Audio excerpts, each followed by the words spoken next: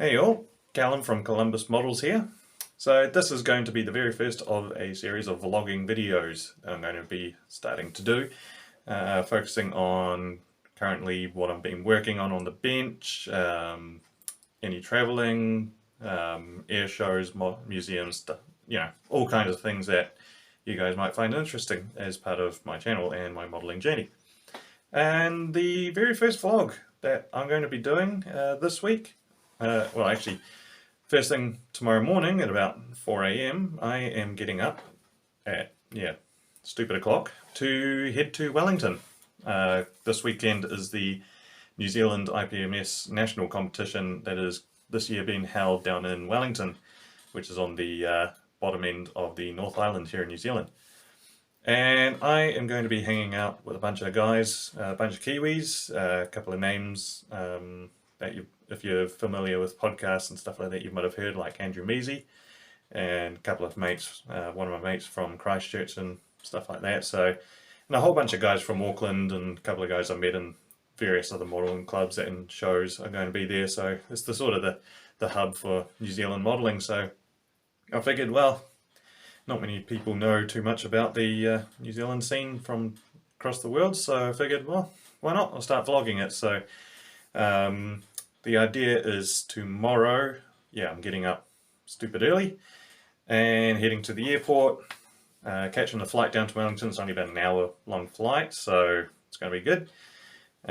Be catching up with a mate, Adam from Christchurch. He arrives in Wellington about the same time I do, and we'll be heading to the Tipapa Museum to spend the day until Andrew gets off work. And he'll be driving about an hour from Palmerston North to meet us in Wellington, and from there we'll go up to our accommodation in Upper Hutt, where the show is going to be held. And basically going to be vlogging my time there, vlogging the time at the show, maybe see a few faces, a few guys that are fellow YouTubers there, and a few personalities. And also you'll see during this video there might be a few interesting faces that you might be interested in. So, but I won't say it now, I'll let you guys find out later in the video. But of course we are going to a competition, so we need something to enter in, and I'll show you that right now. So this is what I'm going to be bringing to the show with me. So taking 3 fairly small models because I am taking carry-on only onto the plane and I don't want to risk any of my bigger models. First up, bringing my ICM Ural, the Ural 4320. And this was part of the Musaru cut build between my podcast, Micro Machines podcast, and all the other modelling podcasts. So this was my entry into that. So this one, I converted the Ural from a flatbed to an improvised AA mounting, mounting the Soviet ZIS-3 37mm anti-aircraft cannon, I think it is. And you can see I've done it in this weird scheme with a weird flag on it called Horizon Island Defence Force, a little world that me and my podcast buddies sort of formulated, where a sort of third world Pacific Island defence force, kind of using surplus supplies and whatever else they can find. So yeah, some weird camouflage. It's sort of licensed to do whatever you want within reason, but there's an aesthetic to it. And so got this one as a base. It's in 72nd scale with a swamp base, although it's been entered into 1 to 48 and smaller armor post World War II. So that's the first one. You'll see in the background all the travelling boxes I've made for them, which I'll show you guys a bit later on. Up next, this is a future video that will be coming out once I finish editing it and stuff like that. And this is my Trumpeter 72nd scale SDKFZ 184 Ferdinand. And this has been done in Kursk 1943 offensive when the Ferdinands were first deployed. They weren't too successful. Most of them ended up either breaking down or being overrun by infantry because they have no personal defense weapons on it. So yeah, but very cool looking tank destroyer, very big. I mean, same scale, you match it up with the Ural and you can see a clear size difference. And just got it on, you do see a lot of photos of Ferdinands out in the field, and they're in this really long tall summer grass that started to die. So yeah, brown on brown, so very brown. And you can see I've even made my own stencil, I 3D printed it, and it's got Kursk 43 on it. And then lastly, this one is also another video that will be coming out, so I won't give off too many spoilers, but this is a M8 Scott converted into the M8A1 GMC prototype. This is the Tamiya kit that I've converted, and you see I've made a base for it, and this is in 35th scale, made a whole bunch of modifications to it, so this is one of the most recent builds I've just finished, so video on that one coming soon. So keep your eye out for those, but those are the three that I'll be taking to the show with me. And here we have them all packed away, ready for transport. So the M8A1 fits nicely in this container with a bit of padding. I don't want too much because I want to make sure it doesn't move, because any movement with foam will put the paint at risk, and I'd rather not do that. Just bubble wrapped the base for it because there's not much to it, to be honest. If the grass gets flattened, well, I don't mind too much. I can always just spruce it up a bit when I get there. It'll be fine. And then here we have two boxes that I made up by cutting up cardboard and super gluing them and taping them and all of that. No foam in these. I'm relying purely on friction to hold them. They're a snug fit. Again, I don't like using foam, if I can avoid it, I will. And these are fairly sturdy and protected. So yeah, So next up, waking up at stupid o'clock.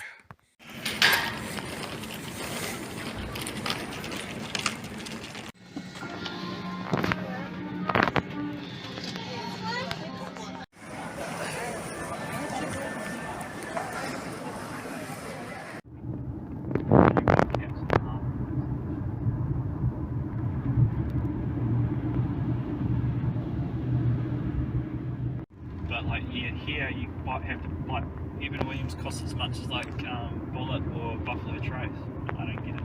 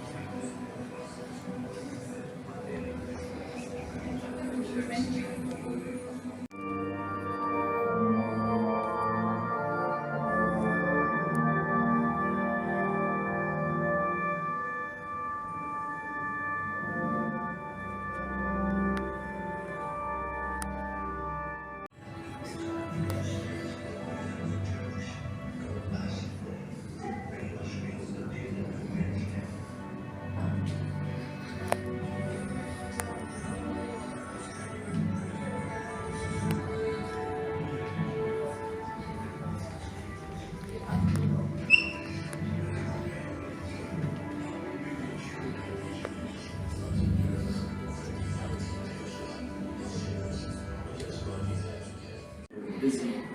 It's 75 gun. For an hour or so back.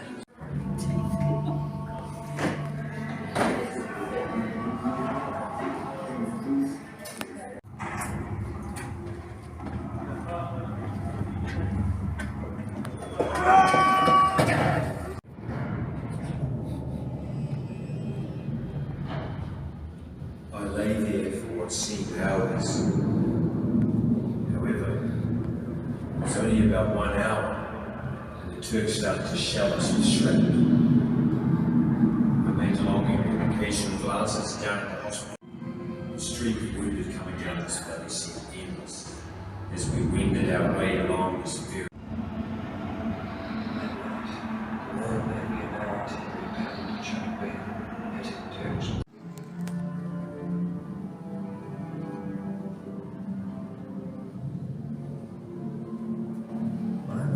horror-stricken moment was when I saw a heavy shower.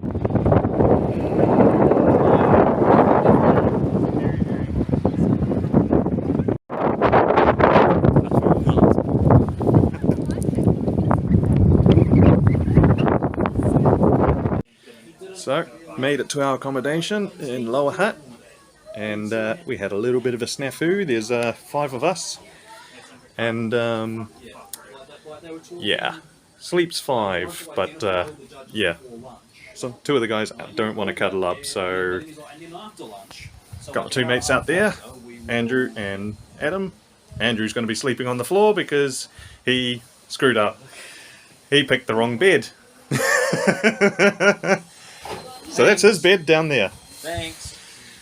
So just done early drop off for my kits, just because first thing tomorrow morning is going to be pretty busy. So Ferdinand there, you're all there, and continuing on with my tradition of breaking things the minute I put it on the table.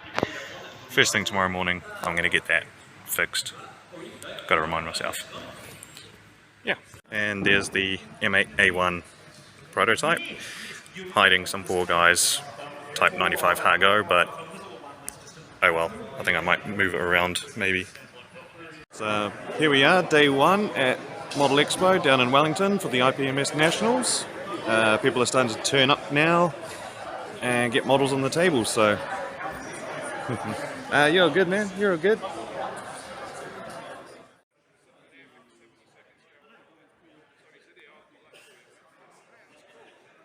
So just going through some of the categories in the background there, we're having a look at the 72nd aircraft. That's Mr. Plamo's Sunderland there, vintage Airfix. And that's his Matchbox strainer, you see just down there as well. Looking at some of the dioramas also going out. There was actually a couple of aircraft dioramas. This one here is Andy's, Mr. Plamo's again. He was a bit worried that he wouldn't do so well in that, but he ended up actually getting second for it, so it's pretty good. That little Amtrak's from Freddie, another guy from Auckland.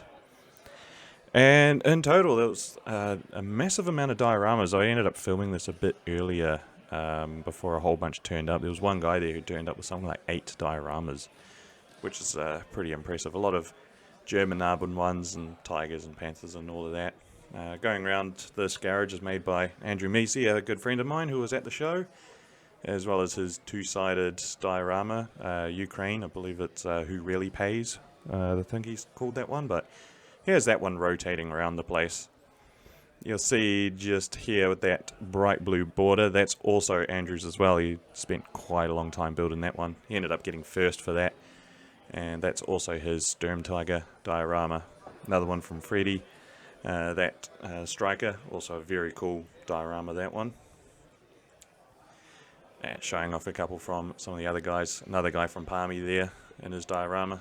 Going through to the armour section now. A whole bunch of guys from Auckland put into this. Quite a few of them won. Of course, I only got a commended for that Ferdinand. 35th Armour was a really tough category this year. There was some really good builds in there. I didn't even think I had a chance, but turned out talking to one of the judges, I actually ended up fairly close, as I'll say later on in the video. These 2 Churchills, 16th scale Churchills, made by a guy in Christchurch, I believe, or Wellington. Fully scratch built. They aren't kit ones. He has built them himself, and they are absolutely incredible. This is 48 scale aircraft going through now. Jets, these are all a really good competition as well. I do not envy the judges. I was asked to participate in judging and I decided not to. Going through to the helicopters now. Some really good entries in this one. Of course, you have to have a table full of wings nowadays, and actually one of these ended up winning, I think, Best in Show or Best Aircraft in Show. I can't remember which one it was, but because you got several of the same kind here. This is the in-flight, aircraft in-flight. That diorama right there is another one of Andy's. It's amazing, he's won a lot of awards. Going through to the ships, both sizes for scales, and these ones in the boxes are Freddie from my club again, and these are some incredible bits he does. That Bismarck he built in something like a month. It was absolutely ridiculous. It's an amazing looking build though. This Sullivan's is also one of his, also a really good build. He's really good at photo etch. The sci-fi, I filmed this bit before everyone had turned up. This is sort of the early ones. This whole table for sci-fi actually ended up being jammed, packed. It's the most I've ever seen put down for sci-fi, and that was really cool to see that side of the subjects expanding from just aircraft, ships and tanks. Going to, these are 48 scale propeller again, but I think this one's got its own category. Yeah, that red Anson looks amazing. So these shots are done later in the day, where you see there's more dioramas being put out. So as more and more stuff's going out, I was just trying to get some more footage of them to show you guys that there is some really incredible work here. I think this is 32nd scale single engine. That wedge tail you see right there, that was done by Glenn in the Auckland club. He ended up winning first place.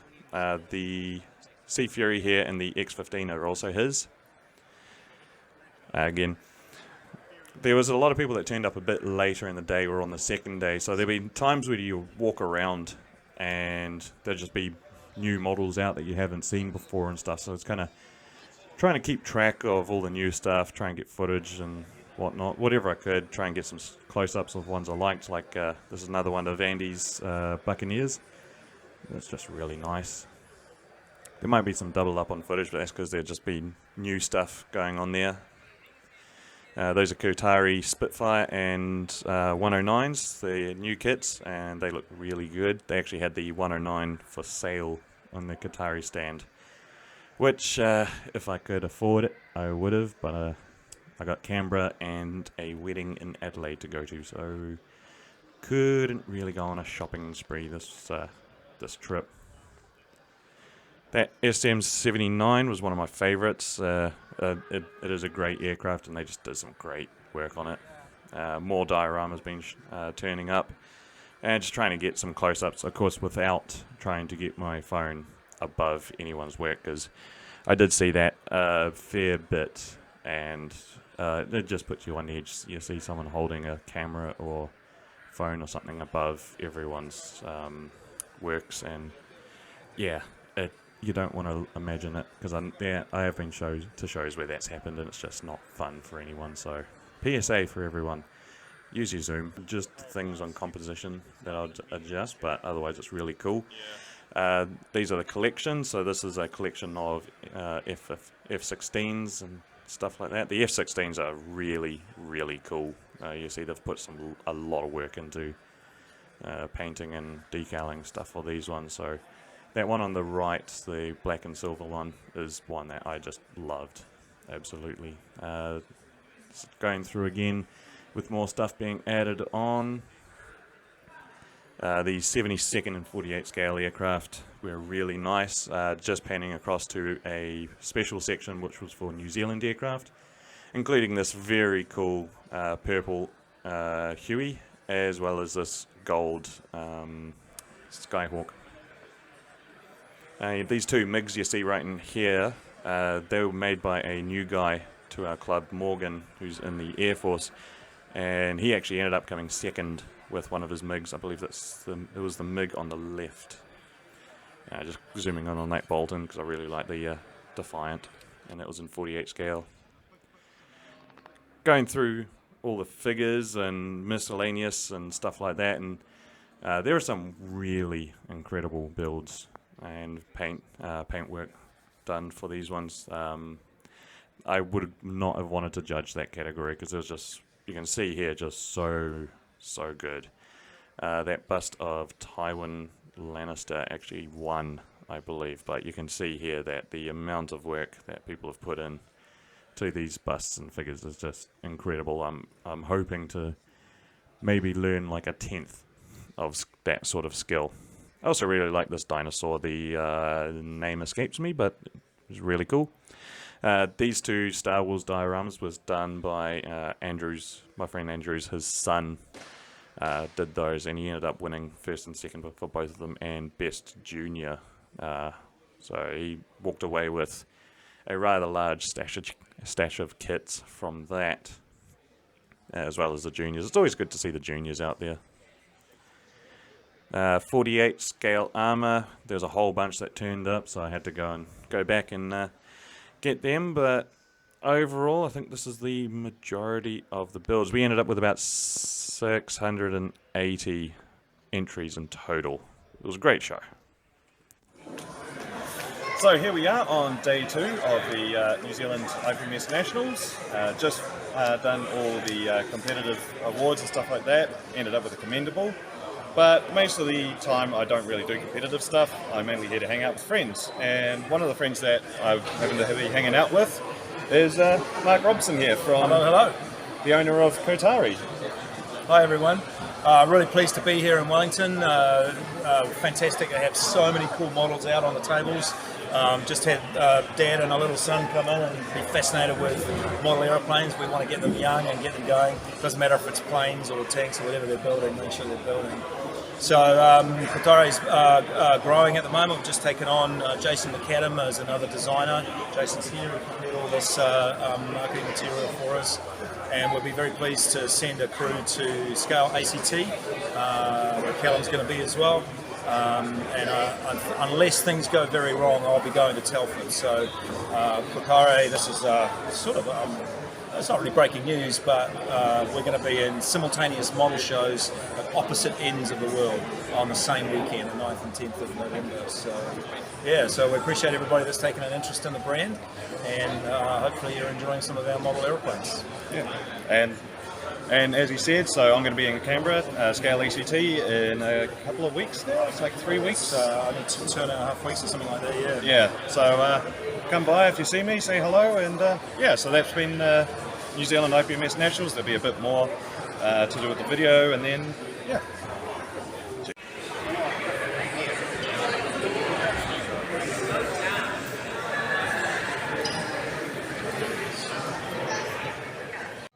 Shortly after that interview with Mark, we did the prize giving, and then it was time to start heading home. So me and Adam from the Christchurch Club both had similar flights, so we took both train and airport buses back down to the airport, and then came across one of the other guys who won, I think, Best in Show for a figure down there. So it was pretty good to end the trip just hanging out with a bunch of guys, and yeah.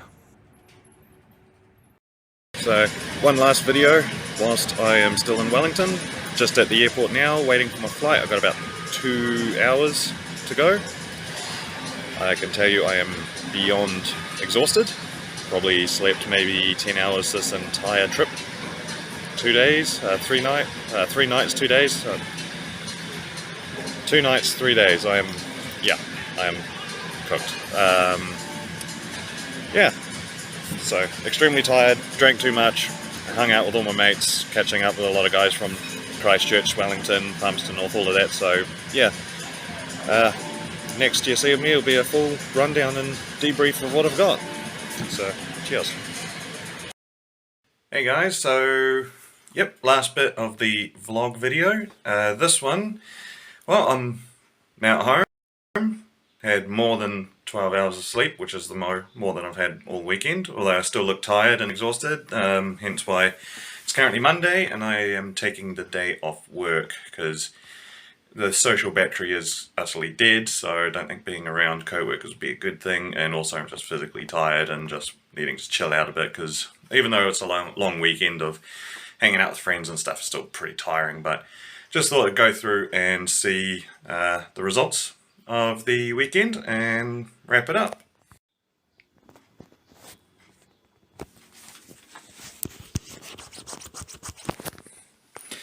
So first up for the weekend results, so of course we have my Kursk 43 Ferdinand, and that ended up with a commended award. So pretty happy with that. I wasn't expecting anything for that one, so no, that's a good result for that.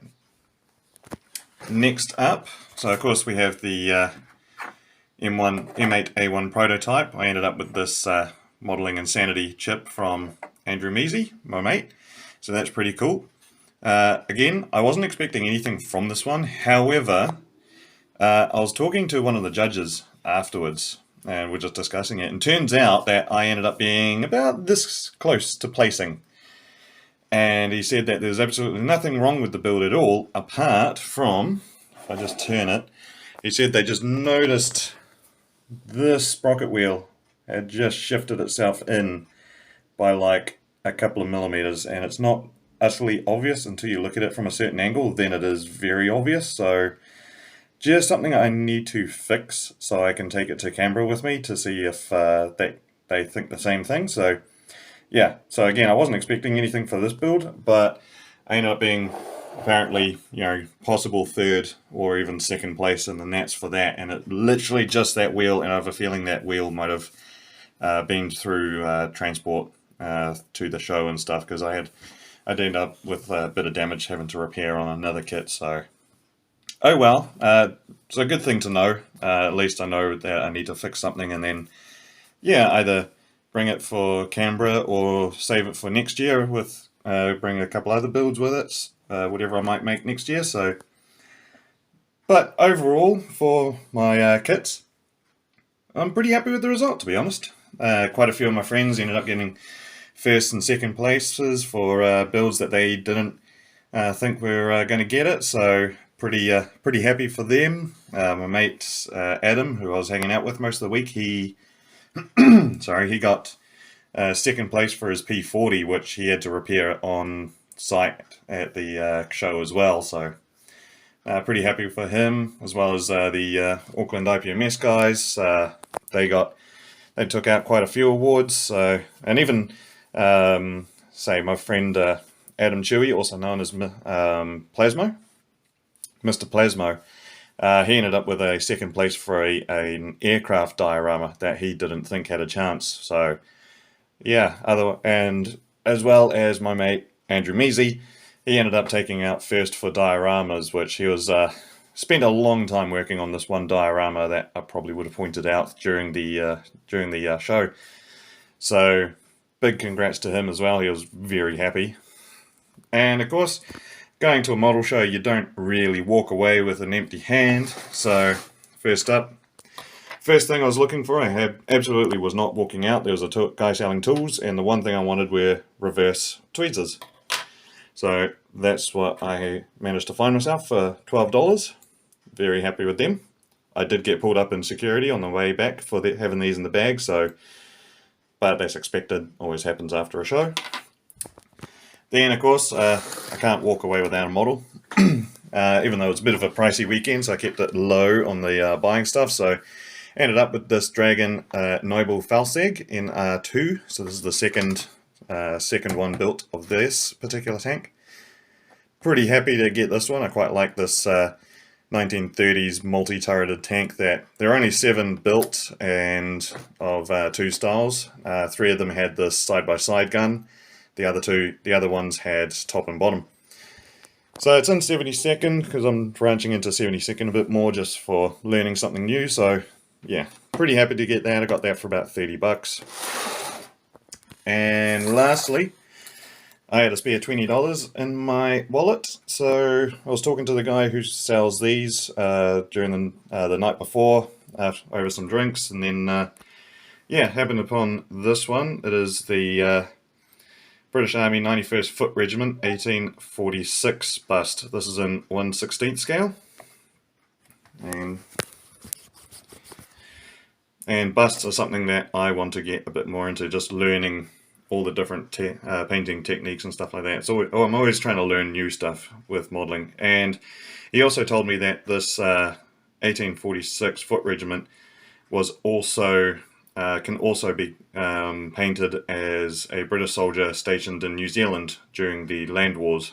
So I'll probably look into that as well. But I was choosing between this and a Normandy airborne figure, but I went with this one just because you you know, for this period, they have more red colours, all these different colours that I don't usually paint. Building World War II, you usually consign to grey and olive drab. So I just wanted to try something a bit new. So yeah, that's going to be great. Yeah, so that was my weekend, so it was pretty good. Good to catch up with Mark Robson from Kotare. He's a really nice guy.